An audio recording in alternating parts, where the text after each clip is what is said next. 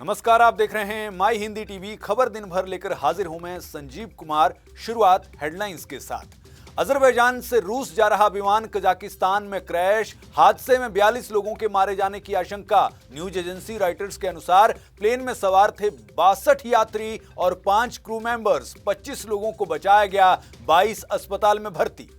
भारत पाक युद्ध के 53 साल बाद एक बार फिर पाकिस्तानी आर्मी पहुंचेगी बांग्लादेश। पड़ोसी देश ने पाकिस्तानी आर्मी को ट्रेनिंग के लिए बुलाया। अगले साल फरवरी में शुरू होगी ट्रेनिंग। पीएम मोदी ने खजुराहो में केन बेतवा लिंक परियोजना का किया शिलान्यास। बोले, ऐसी परियोजनाओं का बाबा साहेब अंबेडकर को जाता है श्रेय। साथ ही कहा, कांग्रेस ने उन्हें कभी क्रेडिट नहीं दिया। दिल्ली सरकार ने अरविंद केजरीवाल की 2 बड़ी चुनावी घोषणाओं पर लगाया ब्रेक। सरकार के 2 विभागों ने बुधवार को अखबारों में छपवाया विज्ञापन। कहा, राज्य में नहीं महिला सम्मान और संजीवनी जैसी कोई योजना। सीएम आतिशी बोली, अफसरों पर लेंगी एक्शन। हरियाणा की बीजेपी सरकार ने गुरुग्राम में मनाया राज्य स्तरीय सुशासन दिवस समारोह। मुख्यमंत्री नायब सैनी हुए शामिल। सरकारी सेवा में बेहतरीन प्रदर्शन करने वाले कर्मचारियों अधिकारियों को किया सम्मानित। हरियाणा के पूर्व मुख्यमंत्री ओपी चौटाला के निधन पर शोक जताने तेजाखेड़ा पहुंचे बॉक्सर विजेंद्र। राज्यसभा सांसद किरण चौधरी और कैबिनेट मंत्री श्रुति चौधरी ने भी तेजाखेड़ा पहुंच पूर्व सीएम के देहावसान पर जताया शोक। अभय चौटाला और परिवारजनों से प्रकट की संवेदना।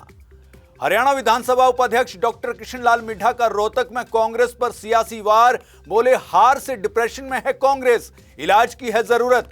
तंज भरे लहजे में कहा, दवाइयां काम न करें तो झाड़ फूंक करवाएं। हरियाणा में मानेसर नगर निगम को लेकर विवाद। अब पहुंचा गवर्नर सीएम के द्वार। एमसी के लिए 3 लाख की आबादी जरूरी। मानेसर में अभी 1,60,000 के करीब। 4 साल पहले बनाया गया था मानेसर नगर निगम। मेलबर्न टेस्ट के लिए ऑस्ट्रेलिया की प्लेइंग 11 जारी। सैम कॉन्स्टास करेंगे डेब्यू। स्कॉट बोलैंड की भी वापसी। बिना किसी बदलाव के उतर सकती है टीम इंडिया। कल सुबह 5 बजे शुरू होगा मैच। देश और दुनिया में क्रिसमस की धूम। गिरजाघरों में गाए जा रहे कैरल्स। आज ही के दिन हुआ था प्रभु यीशु का जन्म। चंडीगढ़ शिमला में भी क्रिसमस की धूम।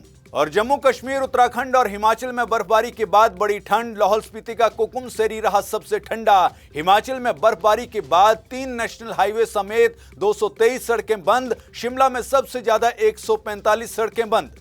और अब वो खबरें जिनका आपके लिए विस्तार से जानना जरूरी है। इसमें सबसे पहले बात कजाकिस्तान की। दरअसल अजरबैजान से रूस जा रहा विमान कजाकिस्तान के अक्ताऊ में बुधवार सुबह क्रैश हो गया। न्यूज एजेंसी रॉयटर्स के मुताबिक विमान में 62 यात्री और 5 क्रू मेंबर्स थे। इनमें 25 लोगों को बचा लिया गया है, 22 को अस्पताल में भर्ती करवाया गया है। हादसे में 42 लोगों के मारे जाने की आशंका जताई गई है। आपको बता दें कि प्लेन अजरबैजान के रूस के चेचन्या प्रांत की राजधानी ग्रोजनी जा रहा था, लेकिन उसे कजाक शहर के अक्ताऊ से करीब 3 किलोमीटर दूर इमरजेंसी लैंडिंग करनी पड़ी। बताया जा रहा है कि घने कोहरे के चलते फ्लाइट का रूट बदला गया था। प्लेन ने क्रैश होने से पहले एयरपोर्ट के कई चक्कर भी लगाए थे। पायलट ने इमरजेंसी लैंडिंग की परमिशन भी मांगी थी, लेकिन बाद में उसे एयरपोर्ट के पास बीच पर मजबूरी में इमरजेंसी लैंडिंग करनी पड़ी। क्रैश हुआ विमान अजरबैजान एयरलाइंस का एम्ब्रेयर 190 मॉडल था। सोशल मीडिया पर वायरल हो रहे वीडियो में दिखाई दे रहा है कि विमान के क्रैश होते ही उसमें आग लग गई। वहीं कजाकिस्तान की ट्रांसपोर्ट मिनिस्ट्री का कहना है कि वो इस दुर्घटना की स्पेशल जांच करवाएंगे। क्रैश की वजह तकनीकी समस्या भी हो सकती है। वहीं बात रूसी मीडिया की करें तो उसके मुताबिक पक्षियों के झुंड से टक्कर के कारण यह हादसा हुआ। बहरहाल कजाकिस्तान की इमरजेंसी मिनिस्ट्री के अनुसार मौके पर 52 रेस्क्यू टीम और 11 रेस्क्यू इक्विपमेंट्स भेजे गए हैं। बढ़ते हैं अगली खबर की ओर।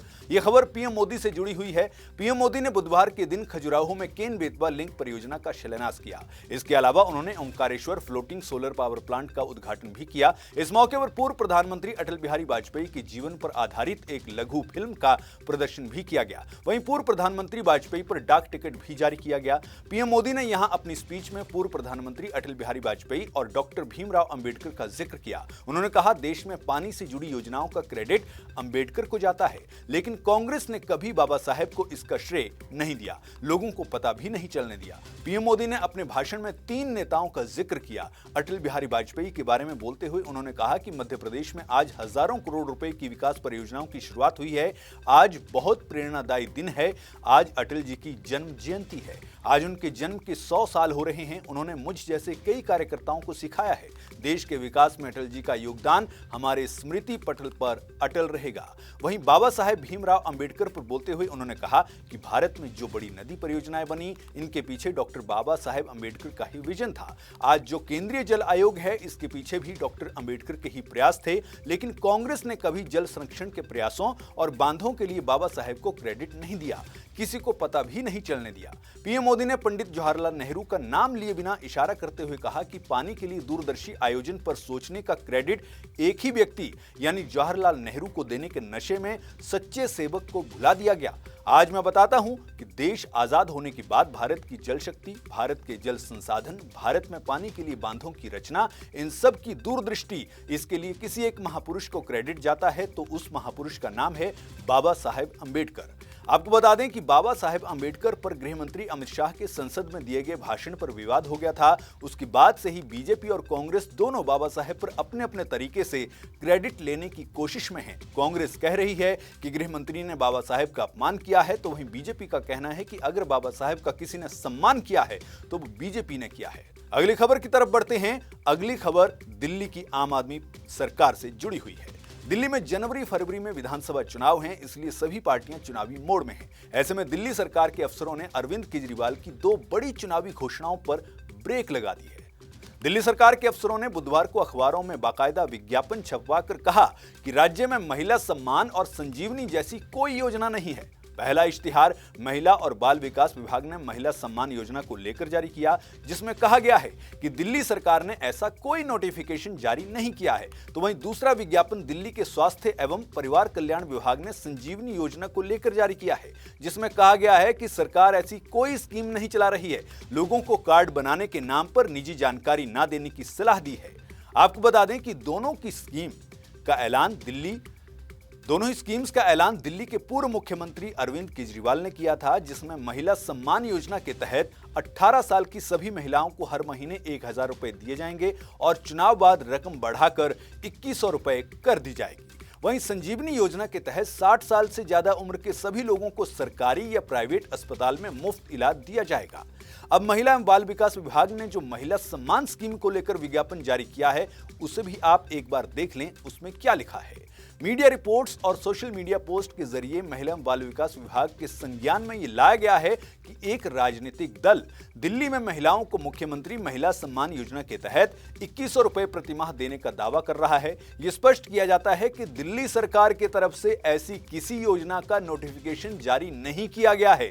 जैसे ही ऐसी कोई योजना अधिसूचित की जाती है, महिला एवं बाल विकास विभाग पात्र व्यक्तियों के लिए दिशा निर्देशों के अनुसार अपने आवेदन ऑनलाइन जमा करवाने के लिए एक डिजिटल पोर्टल लॉन्च करेगा। फिलहाल ऐसी कोई योजना मौजूद नहीं है, इसलिए इस गैर मौजूद योजना के तहत रजिस्ट्रेशन के लिए आवेदन का सवाल ही नहीं उठता।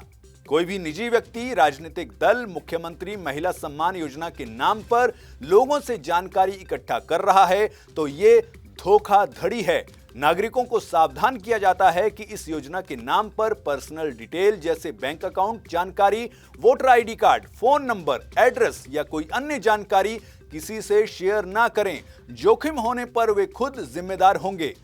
दिल्ली की जनता को सलाह दी जाती है कि वे ऐसी गैर मौजूद योजना के वादों पर विश्वास ना करें, क्योंकि ये भ्रामक और बिना किसी अधिकार के हैं। महिला एवं बाल विकास विभाग ऐसी किसी भी देनदारी या धोखाधड़ी के लिए जिम्मेदार नहीं होगा।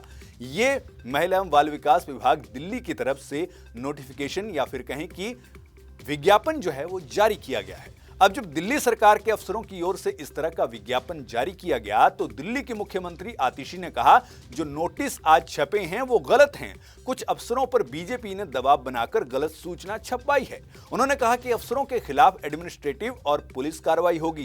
कैबिनेट का नोटिफिकेशन जनता के बीच आया है। वहीं योजनाओं पर विवाद के बाद अरविंद केजरीवाल ने प्रेस कॉन्फ्रेंस की, जिसमें उन्होंने कहा कि चुनाव के बाद हम महिलाओं को हर महीने 2100 रुपए देंगे। बुजुर्गों के लिए इलाज मुफ्त करवाएंगे। हमने ये भी घोषणा की। इसमें रजिस्ट्रेशन के लिए लंबी लाइनें लग रही हैं। 12.5 लाख रजिस्ट्रेशन महिला योजना और करीब 1.5 लाख बुजुर्गों की योजना में रजिस्ट्रेशन हुए हैं। इसके साथ ही उन्होंने कहा कि सूत्रों के हवाले से और पूरी जिम्मेदारी से मैं ये आरोप लगा रहा हूं कि सीबीआई, ईडी और इनकम टैक्स की मीटिंग हुई है। तय हुआ है कि आतिशी को कोई भी फर्जी केस बनाकर जेल में डालो। आपके नेताओं पर, मुझ पर, आतिशी पर रेड डाली जाएगी। हमारा ध्यान भटकाने की कोशिश है। वहीं एलजी पर उन्होंने कहा कि एलजी को दिल्ली के लोगों ने कानून व्यवस्था का जिम्मा दिया था, उन्होंने उसका भी कबाड़ा कर दिया। बीजेपी के पास चुनाव लड़ने का कोई एजेंडा नहीं। 10 साल में क्या किया ये बता नहीं पाते। हमारा एजेंडा पॉजिटिव है। हमने बताया 10 साल में हमने बिजली पानी स्कूलों को सुधारा, बिजली पानी फ्री किया, बुजुर्गों के लिए तीर्थ यात्रा फ्री कर दी, महिलाओं के लिए काम किया है। हम अपने कामों पर वोट मांग रहे हैं, वो गालियों पर वोट मांग रहे हैं। बढ़ते हैं अगली खबर की तरफ। अगली खबर हरियाणा के मुख्यमंत्री नायब सैनी से जुड़ी हुई है।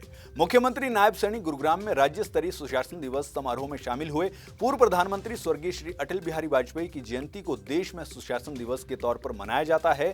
आज देश वाजपेयी जी की 100वीं जयंती मना रहा है। मुख्यमंत्री नायब सैनी ने कहा कि पूर्व प्रधानमंत्री स्वर्गीय अटल बिहारी वाजपेयी ने 1998 में जिस प्रकार से सुशासन परिकल्पना की शुरुआत की थी, उसी प्रकार प्रधानमंत्री नरेंद्र मोदी के नेतृत्व में बीते 10 वर्षों में मिशन मोड पर कार्य करते हुए सुशासन की परंपरा को आगे बढ़ाया जा रहा है।